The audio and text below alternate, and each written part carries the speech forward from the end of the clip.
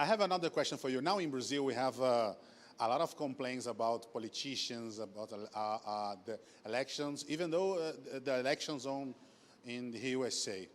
My question for you is, did Cambridge Analytica operate in Brazil in the last election? What do you think happened? So my suspicion is that Cambridge Analytica was involved, yes.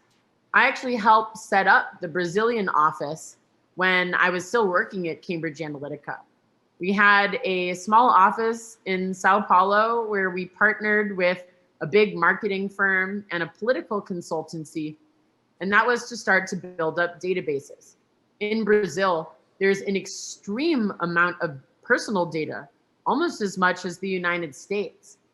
The United States is the country that produces more personal data on individuals than anywhere else in the world, but Brazil gets pretty close. Companies like Experian have national data files of everybody in Brazil about all of your lifestyle and personal purchasing data, and even some political data is available. So Cambridge Analytica started doing work there in order to do political consultancy and commercial consultancy. I know that while I was still there were a couple of commercial projects that were going on.